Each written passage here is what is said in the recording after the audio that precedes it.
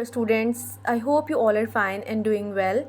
इस्लामियात का आज का हमारा जो चैप्टर हमने स्टार्ट करना है वो है हुस्न मामलात और माशरत, और उसमें जो हम पढ़ने जा रहे हैं टॉपिक वो है बाहमी ताल्लुकात। बेटे बाहमी ताल्लुकात का मतलब है कि हमारे आपस का जो रिलेशनशिप होता है, जैसे कि हम इस दुनिया में रहते हैं तो हम अकेले नहीं रहते, हमारे बहुत सारे रिश्ते होते हैं, जैसे कि बहन भाई, माँ बाप, इर्द गिर्द जो पड़ोसी रहते हैं, ठीक है। उसके बाद और भी जो हमारे घर में इतने सारे लोग रहते हैं, और उसके बाद हम लोग क्लासरूम में आते हैं, टीचर्स होते हैं, स्टूडेंट्स होते हैं, हमारे दोस्त होते हैं, ठीक है। ये सारे रिश्तेदार होते हैं, ठीक है। बाहमी ताल्लुकात का मतलब है कि हमारे इन सब लोगों के साथ ताल्लुक़ कैसा है, ठीक है, हम कैसा ताल्लुक़ इनके साथ रखें।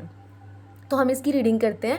हमने सिर्फ फर्स्ट पॉइंट जो है वो याद करना है, हकूकुल इबाद वाला, उसको हमने लर्न करना है और हमने देखना है कि उसमें क्या इस चैप्टर में है। हकूकुल इबाद, बेटे हकूकुल इबाद का मतलब है कि बंदों के हकूक़। हकूक़ दो तरह के होते हैं। हकूक़ का मतलब है कि वो सारी चीज़ें जो हमने करनी है, जो हमारा फ़र्ज़ बनता है कि हम करें, बंदों के हकूक़, ठीक है। एक हमारे पास हकूक़ होते हैं अल्लाह ताला के हकूक़, और एक हमारे पास होते हैं हकूकुल इबाद यानी बंदों के हकूक़, ठीक है। हकूक़ुल्लाह में वो चीज़ें आती हैं जैसे नमाज, रोज़ा, ज़कात, हज, ये अल्लाह ताला के हम पे हक़ है कि हम ये सारे काम करें, ठीक है। अल्लाह ताला ने हमें मुसलमान पैदा किया, अल्लाह ताला ने हमें हम पर इतने एहसानात किए हैं, तो ये हमारा हक़ है कि हम अल्लाह ताला के सारे हकूक़ अदा करें, जैसे नमाज़ पढ़ें, रोज़ा रखें, ज़कात दें, हज करें, ठीक है, और नेकियां करें, बुराइयों से बचें, ठीक है। और हकूकुल इबाद का मतलब है बंदों के हकूक़, ठीक है। बंदों में बहुत सारे बंदे आते हैं, जैसे कि हकूकुल इबाद में वालिदैन, उसातिज़ा, बहन भाइयों, रिश्तेदारों, पड़ोसियों और साथियों, बल्कि तमाम इंसानों के हकूक़ शामिल हैं, ठीक है।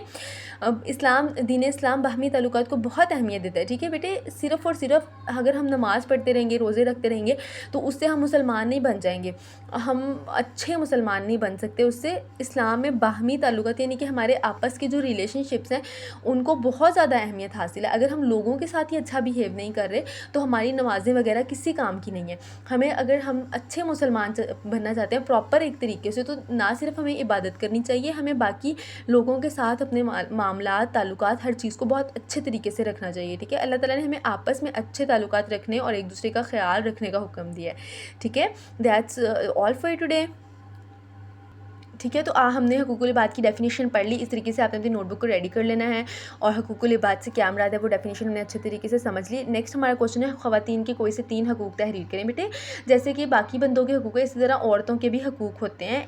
औरतों का एक हक़ तो ये है कि उनको इज़्ज़त और एहतराम दिया जाए, ठीक है, औरतों की इज़्ज़त की जाए, चाहे वो हमारी माँ है, बहन है, स्कूल में कोई छोटी छोटी गर्ल्स होती हैं, ठीक है, आपके इर्द गिर्द कोई भी लड़कियां हैं, ख़वातीन हैं, वो बड़ी उम्र की हैं या चाहे छोटी उम्र की हैं, आपने उनकी इज़्ज़त करनी है, ठीक है।